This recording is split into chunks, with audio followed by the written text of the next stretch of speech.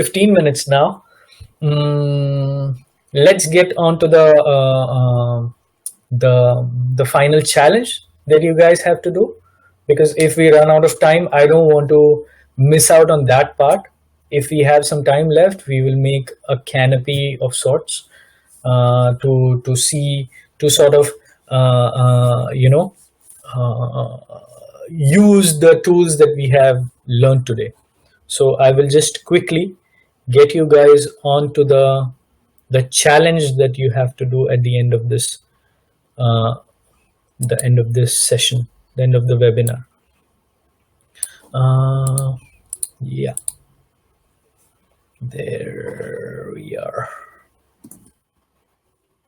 Okay, so are you guys ready? I think you guys are aware of it. But before that, any doubts until now? Any doubts apart from the things that we have not seen yet, probably? But any doubts until now? If you have any doubts, you have like the next minute or something to type. Well, I can't see anyone typing, so I'm just assuming that you guys don't have any doubts. If you have doubts, you can just put them here. Anyways, so I'll just go ahead and explain the challenge to you.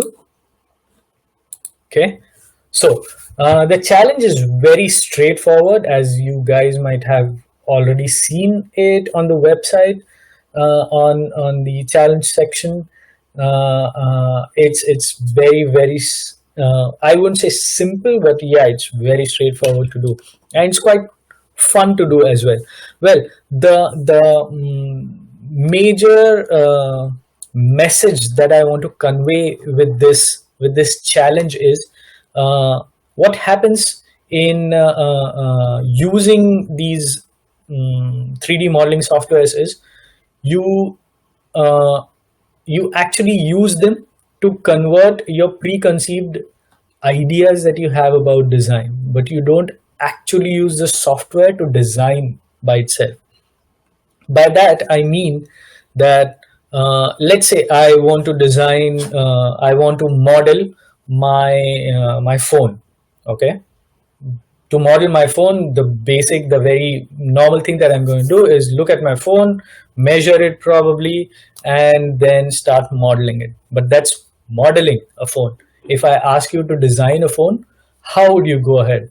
You would probably take a pencil and paper and start sketching, and you might see different iterations by sketching, no matter what your expertise is in sketching or not.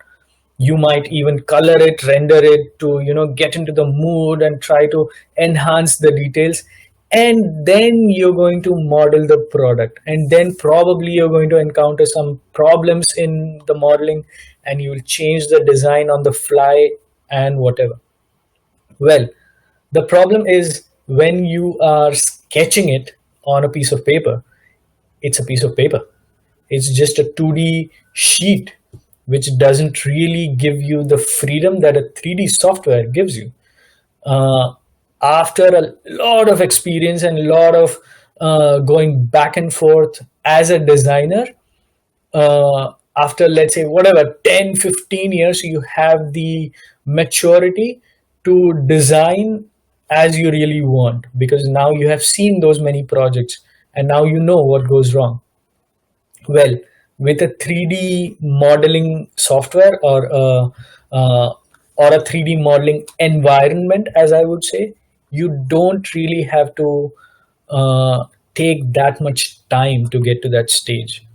With a 3D modeling software in a 3-dimensional interface with all those tools that you have at your disposal, you can basically design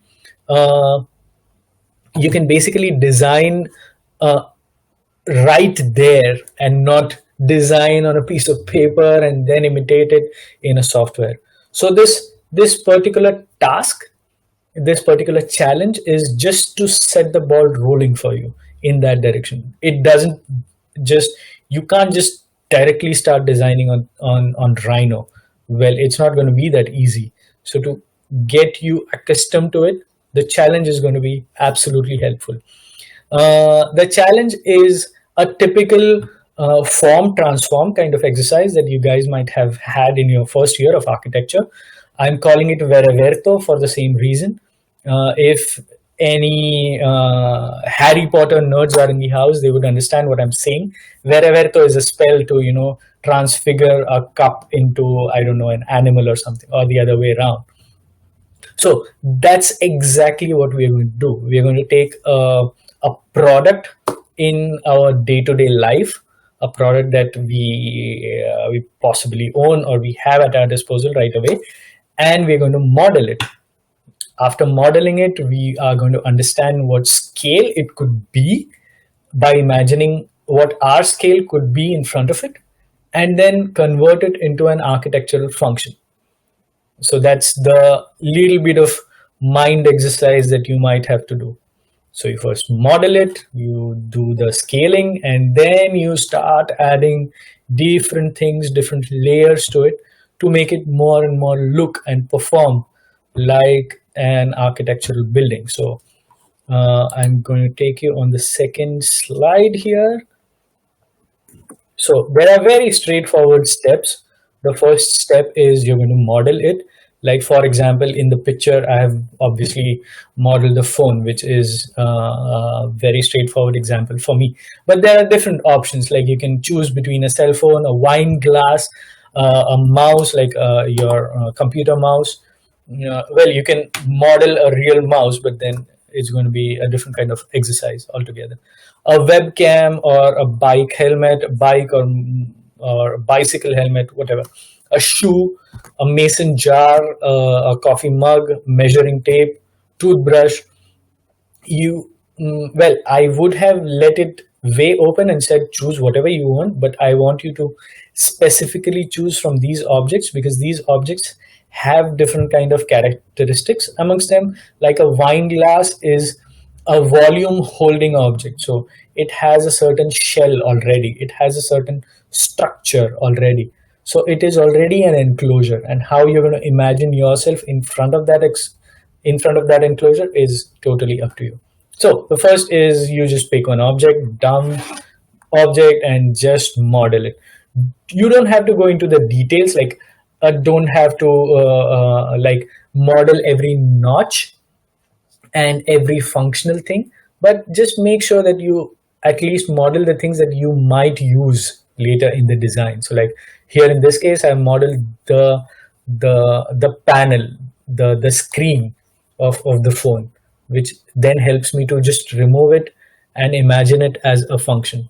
So the next step is to contextualize, to just scale the model to understand what your position is in front of the model. So like for me, for my case, it's just a football field, and the football field is right in front of right in the place of the screen. So contextualize.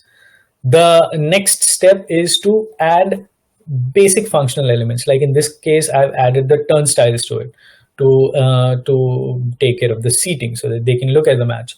So the next step could also be in your case, possibly you could imagine this iPhone as I don't know, as a bridge, maybe. Like it's not just one iPhone, it's a series of iPhones, or it's just a stretched phone and it's a bridge. So then to functionalize it, you would probably have to add some railings around it or some sunshade on it. I don't know, whatever, just go bonkers. There are infinite possibilities for it. The next step, the fourth step, is very important, where you're going to structuralize it. Well, you don't have to do any analysis as such. The structure could just be a thumb rule structure that you develop from your instincts. It's like you might possibly add some functions on it, which might make it structurally incapable. So you're going to add some structural elements. Like in my case, the turnstiles were absolutely cantilevered, so I had to support them. So I added some columns around it, some dumb looking columns. But you can make them as fancy as you want. You can use different kinds of tools for it from Rhino itself. The next step is just to provide some access. So to make it usable, well, functional aspect is for it to function properly, but to make it usable, to make it essential for the people, you're going to add some access related aspects to the design. So the access could be a visual access or physical access. It could be doors, it could be windows, it could be staircases, it could be corridors, terraces, or whatever. So the step 5 is exactly this thing. And the last step is probably possibly the most fun of it. You're just going to add an iconic element to it, like the fanciest facades that you had thought of, a canopy that is really, really amazing, and it just completes the whole design that you have made. It could also be a tiny sculpture that you probably thought to be placed right in front of the building. Could be anything. You could just do whatever you want at this stage. So at stage number 6, you would have realized that you have transformed this certain geometry by using, and no sketching, please, as in, well, for your understanding, if you're really suffering a lot to get into Rhino, maybe sketch once or twice, but try to be honest with the exercise and try to do it completely in Rhino. That's what's going to be judged as such. And the final submission is going to be one feature render of how the thing actually looks, like one nice dramatic looking render which is also crisp, and it just explains the iconic element of your design. And so that is one part of the submission. The second part is you're going to make a process GIF kind of a thing, a process movie, which obviously we are going to see how it's going to be done during the course of the webinars. So basically, you're going to have a transforming GIF of the initial object that you had. You could probably also start with a picture of the object and then your model, and then all these steps that we have done. So it becomes contextualized. You add a function to it, you add a structure to it, you add some access related elements to it, and then you eventually sensationalize it, and that's the feature, and it goes on to a feature render or whatever. So that's basically what is required at the end of it. So that's what the challenge is about. If you have any questions related to the challenge, you can fire away right now. Well, as you might go ahead and ask the questions, I'm also going to pour some more information on you. So today we have seen the points, the curves going into pipes. I mean, not really surfaces, as fancy surfaces as we would have seen in other things, but these are just pipes, just converting lines to pipes and then exporting. So we have seen like a proper kind of workflow where we start with something and how to take it out and put it in our sheets or whatever, use it for whatever reason.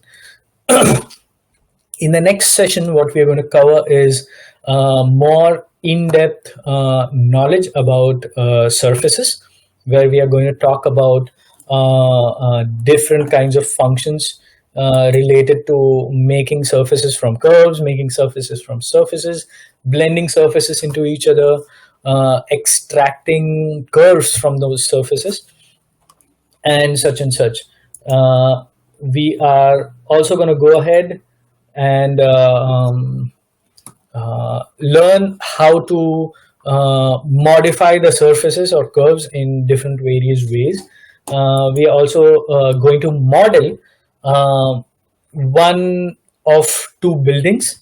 It could possibly be the Danish Pavilion by big architects, the Danish Pavilion in the Shanghai Expo. which was in 2010.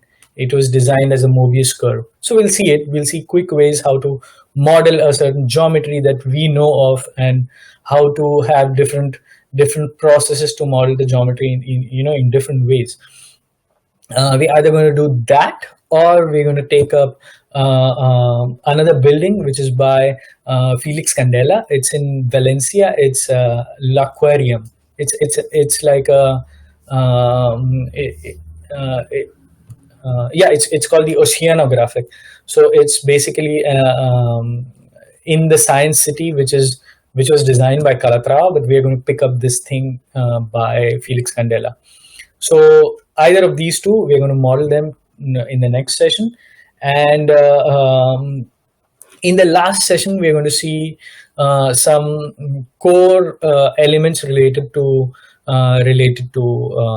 Rhino, such as twisting geometry, such as bending geometry, and how to flow different geometrical aspects on other geometry. So it's like how to make panels, how to make more complex kinds of surfaces, also how to modify meshes. And I will also give you like a repository of where to download models from, for example, where to download some basic elements from. And we will then see how to make the process renders of the GIFs that I'm talking about, how to pinpoint and extract images, and then go ahead and how it could then help you with the challenge as such. So that's the roadmap for the next two sessions. Well, this is the end of today's session. I hope you have followed everything that we spoke about, and I'm sure in the time that we meet for the next time, you will practice what we have done today. You will possibly make some very smooth kind of curves the way that we have learned today, and convert them into some designs of your choice. I would also suggest you to like practice as much as you can directly on Rhino, and not trying something that you had thought of before. Like just go with the flow and take it ahead. If you have any doubts until now, you can just go. How to achieve surface iso curves in the make 2D command. This is Tejas. Well, Tejas, we are going to cover all the extractions of curves from surfaces in the next class. So you will see how to exactly do that. Damn, I just dropped my phone. Anyway. So yeah, we will see it in the next class. How to extract curves from surfaces or points from surfaces, and how to use that for different kinds of functions. So we're going to see this in the next class. Also, the make 2D command, how to export your geometry directly as geometry for different softwares, like whatever, your Illustrator or AutoCAD. So we'll see that also in the next class. So Tejas, just hold your horses until the next one, and you will have your doubts answered. Yes, the next class is scheduled for tomorrow. That is at the same time. There would be two sessions, and I think, yes, the moderators would speak to you and inform you the exact timings. I mean, there would be one session exactly at this time, and then there is another session at 4 p.m. CET. Okay, so that's it for now. And thank you for listening. I hope you understood everything. Bye.